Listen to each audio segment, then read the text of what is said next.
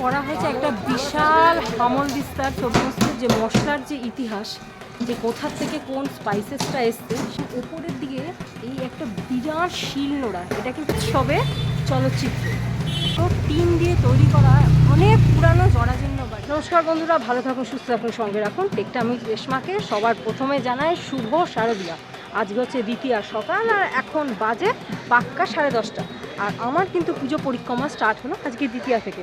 আর আমার first destination হচ্ছে বাদামতলা আসার সঙ্গে, মানে কালীঘাট। কালীঘাটে নেমে এখন আমরা প্রায় একদম সামনেই আমি দেখতে পাচ্ছি আমাদের যে প্রথম ডেস্টিনেশন পুজোর বাদামতলা আসার সঙ্গে, সেটা।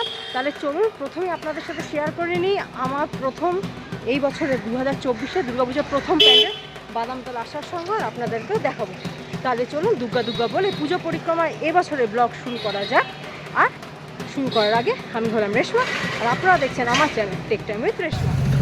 এটাকে দেখে যদিও আপনাদের মনে হচ্ছে অনেকটা পুরানো বাড়ি, প্যান্ডেলটা কোথায়, কিন্তু এটাই কিন্তু অ্যাকচুয়ালি এই বছরে বাদামতলা আসার সঙ্গে প্যান্ডেলটা একদম পুরো টিন দিয়ে তৈরি করা অনেক পুরানো জরাজীর্ণ বাড়ি।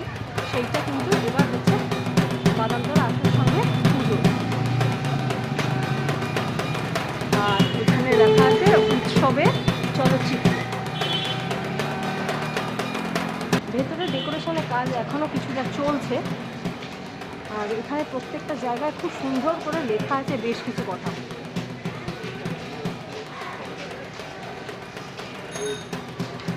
টোটালটাই কিন্তু পুরোটা টিন দিয়ে তৈরি করা।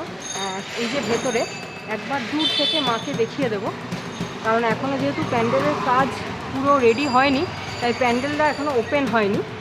তবে ওই যে দূর থেকে একবার দেখিয়ে দিচ্ছি, এই হচ্ছে এবছর বাদামতলা আসার সঙ্গে মায়ের যে মাতৃপ্রতিমা। বাদামতলা আসার সঙ্গে প্যান্ডেলে যেহেতু এখনও ওপেনিং হয়নি, ওরা কোনো রকম কিছু ছবি তুলতেও দিল না। যাই হোক, বাইরে থেকে যতটা সম্ভব আপনাদের দেখালাম। তো এবার চলুন পরবর্তী প্যান্ডেলের দিকে এগিয়ে যাই।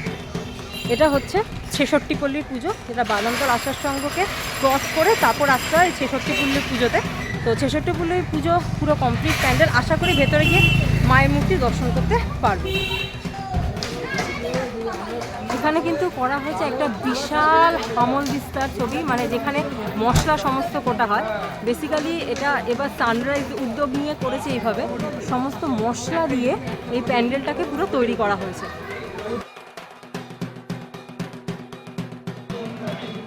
আর যেটা সবচেয়ে আকর্ষণীয় বিষয়, এই যে মশলা কোটার যে জিনিসটা থাকে, সেটা কিন্তু এখানে এরমভাবে সামনে রাখা হয়েছে।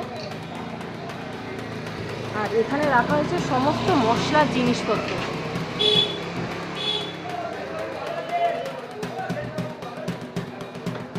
আর ওপরে রাখা হয়েছে একটা বিরাট মশলার বয়াম। আর অ্যাকচুয়ালি কোথা থেকে কোন মশলা এসছে, এর ভেতরটা করা হয়েছে পুরো একটা গ্লোবের মতো। এই যে এটা হচ্ছে পুরো ভেতরটা, দারুণ সমস্ত আঁকা দিয়ে পুরো কিন্তু এখানে একটা ম্যাপের মতন করা হয়েছে। এখনও যেহেতু ভেতরের কাজ চলছে, পুরো কমপ্লিট হয়নি, তবুও মোটামুটি কাজ কমপ্লিট।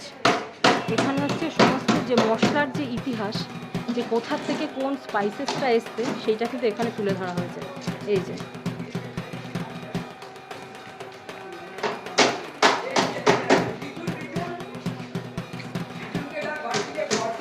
আর এখানে যে এইগুলো দেখছেন, এগুলো কিন্তু সমস্ত করা হয়েছে হলুদ আর লাল লঙ্কা, যেটা আছে সেই হলুদ আর লাল লঙ্কা দিয়ে এগুলো পুরো করা হয়েছে এই ডিজাইনটা।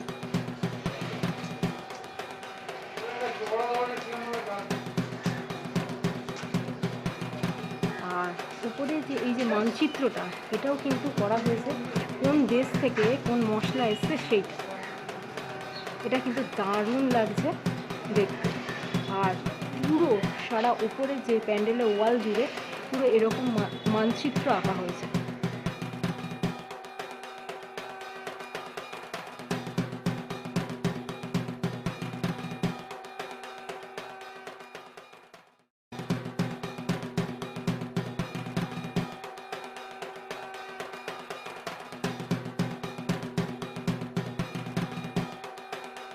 আর প্যান্ডেলের ভেতরটা হচ্ছে পুরো এরকম সম্পূর্ণটাই মশলা দিয়ে তৈরি।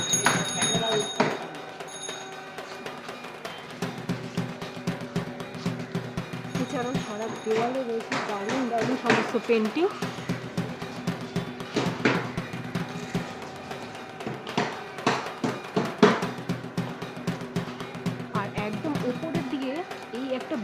বিরাট শিলনোড়া, এটা কিন্তু বেসিক্যালি শিলনোড়া, একটু জুম করে দেখায়, এই যে এটা কিন্তু টোটালি একটা শিলনোড়া। হামনদিস্তার পরেই কিন্তু এই শিলনোড়া স্থান। এই শিলনোড়াতেই কিন্তু প্রথম থেকে এই মশলা বাটার কাজ হতো। এখন তো না আধুনিক যুগে মিক্সি এসছে, কিন্তু আদি অনন্তকাল ধরে এই শিলনোড়া কিন্তু আমাদের প্রত্যেকের বাড়িতে, প্রত্যেকের মা ঠাকুমারা কিন্তু এর মাধ্যমেই মশলা বাটত।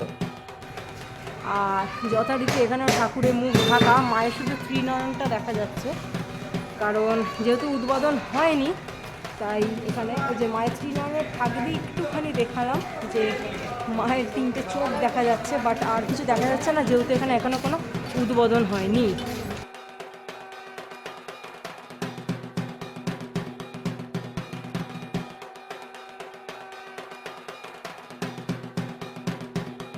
বাদামতলা আসার সঙ্গ আর 66 পল্লী দুটো পুজোরই যেহেতু উদ্বোধন হয়নি তাই মাতৃমূর্তি দর্শন করাতে পারলাম না, কিন্তু প্যান্ডেলগুলো কিন্তু সত্যি দুটোই অসাধারণ হয়েছে।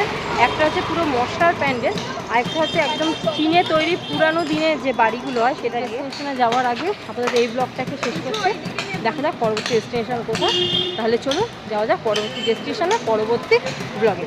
তাহলে এই ব্লগটাকে এখানেই শেষ করলাম।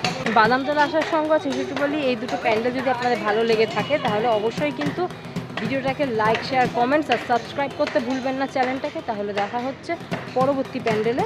এই ব্লগটাকে শেষ করছি আপাতত। তাহলে ভালো থাকুন, সুস্থ থাকুন, সঙ্গে থাকুন টেক টাইম উইথ রেশমা।